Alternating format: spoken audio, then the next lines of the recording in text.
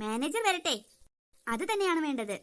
അതെ അർജുൻ, അവളുടെ കള്ളി ഇന്ന് തന്നെ നമുക്ക് പൊളിച്ചെടുക്കണം. നീ ഒന്ന് മനസ്സിലാക്ക്, അവൾ പെരും കള്ളിയാ, പെരും കള്ളി. നീ അവളുടെ കൂടെ അങ്ങനെ നടക്കാതെ, അവളുടെ സ്വഭാവം നിനക്ക് കൂടെ കിട്ടും. അർജുൻ, ഇപ്പോഴെങ്കിലും നിനക്ക് അവളുടെ സ്വഭാവം പേടി കിട്ടിയല്ലോ, അത് മതി എനിക്ക്.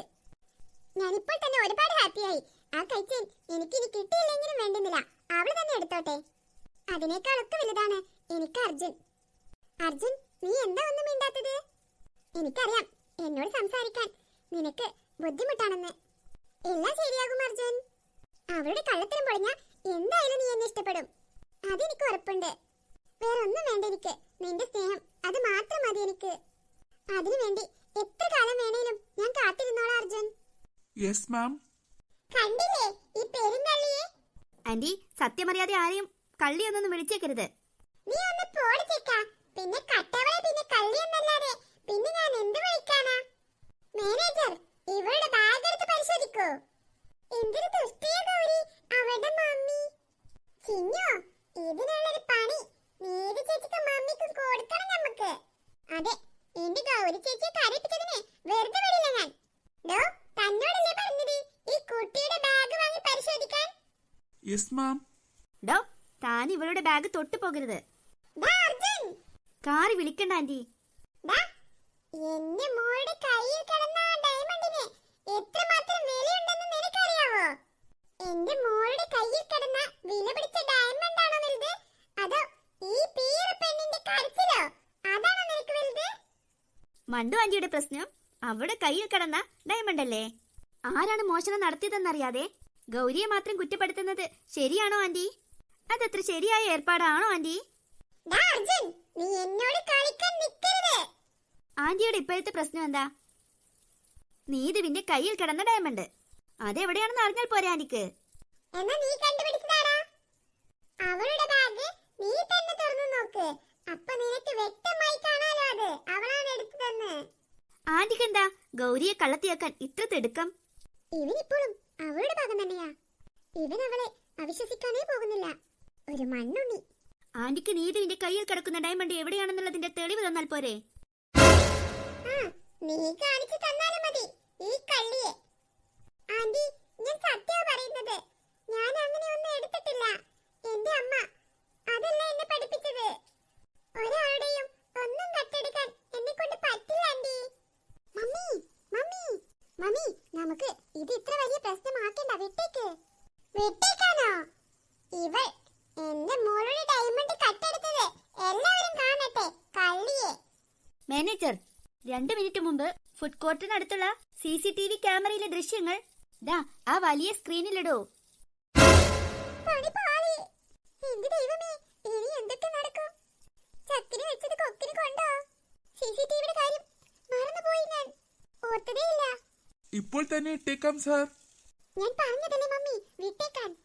ഇനിയിപ്പോ എല്ലാവരും കാണും. മോളെ, അതാ സ്ക്രീൻ തെളിഞ്ഞു. എന്റെ ഈശ്വരാ, ആകെ നാണം കെട്ടു. എന്റെ ബർത്ത്ഡേ പാർട്ടി കോളമായി. ഗൗരി തന്നെയായി വീണ്ടും സ്റ്റാർ. നാണം കെട്ടുപോയി. മമ്മി, തലവഴി തുണിയിട്ടോ, എന്നിട്ട് അങ്ങോട്ട് ഓടിയേക്ക്. പെരുമ്പള്ളി നീതു, നിന്നെ കള്ളത്തിയാക്കാൻ അവള് കളിച്ച കളി ഇപ്പൊ അവള് തന്നെ നാണം കെട്ടു. അടിപൊളി. എടി മണ്ടു, ബുർജ് ഖലീഫയിലെ ഡയമണ്ട് വീട്ടിൽ നിന്ന് തന്നെ ഊരി ബാഗിലിടാൻ അന്റെ മോൾക്ക് നല്ല ബുദ്ധിയാണല്ലോ. ഈ പൊങ്ങച്ചൊക്കെ കുറച്ചിട്ടേ ആഫ്രിക്കയിലുള്ള പാവപ്പെട്ടവർക്ക് കൊടുത്താലേ അവർക്കെങ്കിലും ഉപകാരപ്പെടും. നമ്മളെ ഗൗരി ചേച്ചിനെ കരയിപ്പിച്ചിനെ പണി കൊടുക്കണ്ടേ? ആ പൊങ്ങച്ചക്കാരുടെ കാര്യം ഞാൻ ഇപ്പൊ ശരിയാക്കി കൊടുക്കാം. അയ്യോ, എന്റെ 50,000 വിലയുള്ള സാരി.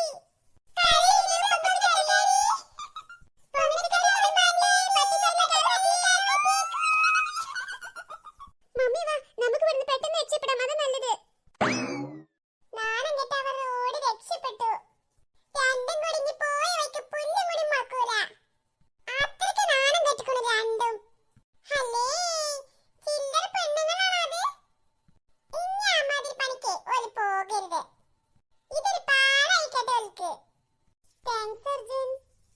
ഇതിനിപ്പോ താങ്ക്സ് പറയാൻ എന്തിരിക്കുന്നു കലിപ്പി?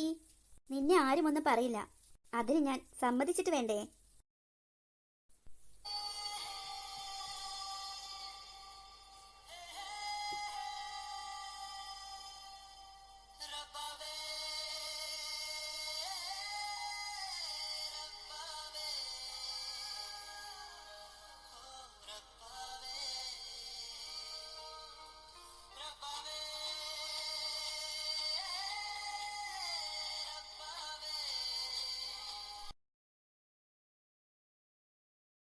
ഇന്നിങ്ങോട്ട് വരട്ടെ, കാണിച്ചു കൊടുക്കുന്നുണ്ട് ഞാൻ.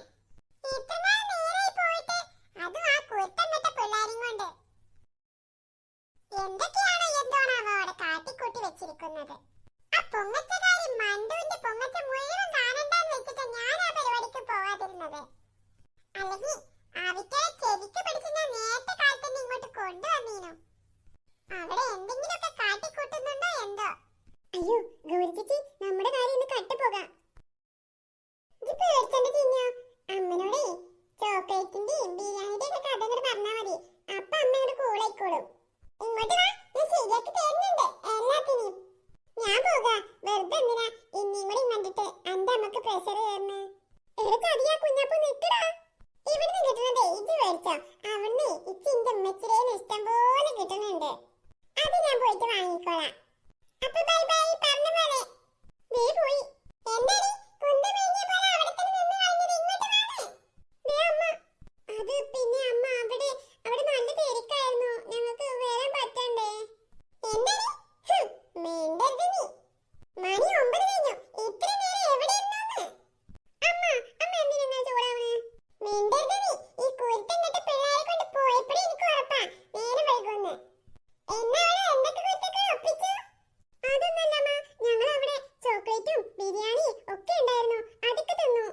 പിന്നെ മണ്ടാഞ്ചിയുടെ സാരിയിലെ കാക്ക അപ്പിട്ടു. എന്താണ് സാരിയിൽ കാക്ക അപ്പിട്ടുന്നാ? നീ എന്തൊക്കെയാണ് ഈ പറയുന്നത്? അമ്മേ അതൊന്നുമല്ല. ഇനി നിന്റെ വക കൂടി പോരട്ടെടി.